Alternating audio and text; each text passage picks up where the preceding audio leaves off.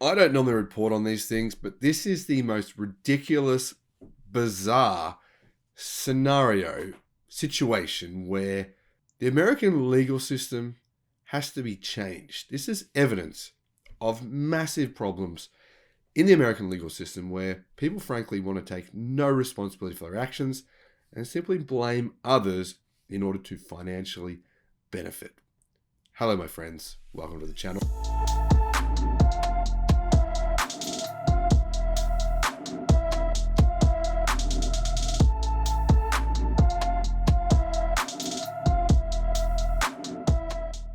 I'm the Electric Viking. Great to see you. You know what? The world is an amazing place. America is an amazing place. Australia is an amazing place. Europe's an amazing place. There's so many amazing places on this planet. It's amazing to be alive right now. But here's an example of one of the things that sucks major balls about modern society, especially modern litigious society in the United States. Now, if you're a company, if you're a business, you could get sued at any moment and just be declared bankrupt because you don't have the ability to pay. Now, for example, this court case, instead of happening to Tesla, could have happened to anyone else. Some small startup, some person that sold you a bicycle. That person could be blamed because they sold you a bicycle without a speed limiter, and therefore you could be declared liable. This is the kind of thing that could really happen to anyone. Now, if you haven't heard this story, stay with me. It's crazy. Tesla was declared 1% responsible. 1% for a crash, a fatal crash in Florida. On Monday, July the 19th, a Fort Lauderdale federal jury released its verdict about a 2018 Tesla Model S crash, resulting in 18-year-old Barrett Riley's death. The jury found Tesla 1% negligent for the Model S accident and ruled the victim and his father were 99% at fault. The six-person jury found that Barrett was 90% to blame for the crash, as in the driver was 90% to blame for the crash. His father, sitting next to him, was 9% to blame for the crash. Barrett's mother, Jenny Riley, was found 0% responsible for the incident. And as per Bloomberg, the jury ruled that James and Jenny Riley sustained $10.5 million in pain and suffering damages for their son's death. So essentially, the jury said, Tesla, you've got to pay these guys, the parents of this guy, $10.5 million US for their pain and suffering, even though the father was in the car with his son while this accident happened, and the jury found him 9% liable, and Tesla only 1% liable. So basically, he gets nothing, he gets off, doesn't have to accept responsibility for what happened, and he gets $10.5 million US from Tesla. What did Tesla do wrong here? Well, interesting. The claim here on what Tesla did wrong. I'll let you decide if you think they actually did anything wrong. I don't think they did. On the 8th of May, 2018, the 18-year-old drove his father's Model S with friends. He lost control of the vehicle while driving at 116 miles per hour. The Model S hit the concrete wall of a house in Fort Lauderdale and it caught on fire. Riley and one of his passengers, Edgar, died in the incident, while a third survived the crash. Now, I want to point out, in the United States, fires in gasoline-powered vehicles happen every day of the year. In fact, thousands of people die every year from gasoline vehicle fires.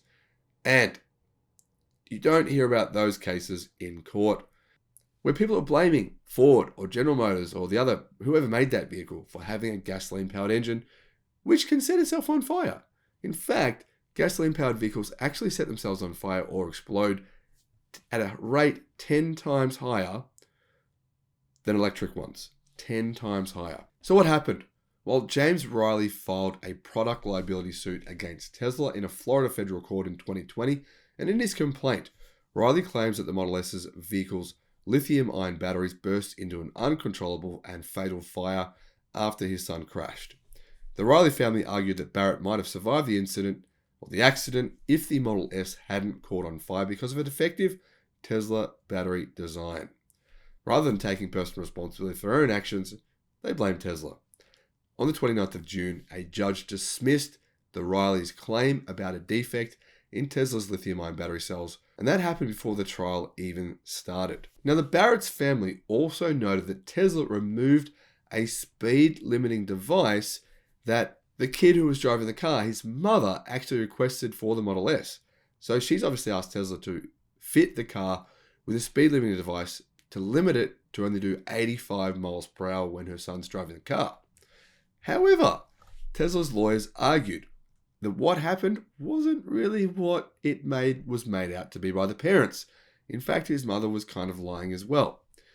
What happened was, Kid himself contacted the company's service center staff, basically pretending to be his dad, got them to remove the speed limiter on the Model S, and a testimony from one of Barrett's friends revealed that the 18-year-old tricked a Tesla technician into deactivating the speed limiter. A driver makes the car safe. The speed limiter does not, Tesla's lawyers told the Florida jurors. Elon Musk reached out to James Riley a few days after his son's death. The father of 7 asked Musk to acknowledge that the death of his son and his friend led to the enhanced safety of others. Following Riley's request, Tesla updated its release notes for speed limit mode with a dedication saying, "In memory of Barrett Riley." Elon Musk didn't accept responsibility. Tesla now owe the parents $10.5 million. Now, the big problem here, if this ruling goes uncontested, it will set a precedent. It will set a precedent for future similar incidents for any car company, right? Whether they make electric cars or internal combustion engine vehicles, doesn't matter. Similar events occur every single day all around the world, in particular in the US, of course. And if this ruling is cited in a courtroom as a precedent, it will provide grounds for endless successful lawsuits. This will be the beginning of rewarding the greedy, corrupt legal system and perpetuating moronic and idiotic behavior. Also perpetuating this whole idea, this new age thing where let's not take responsibility for our own actions, let's just blame someone else and then try and profit out of it. Now, honestly, why does this happen so much in the United States? I'm totally baffled.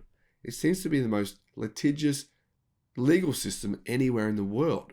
I mean, it's got to be a little bit scary, right? Just walking out of your house every day knowing at any moment you could be sued for anything, even if you aren't responsible for that thing. This seems to be happening more and more in the US lately. And frankly, I do find it a little bit alarming. Do you? Let me know what you think in the comment section below. Thank you for watching. Have a great day.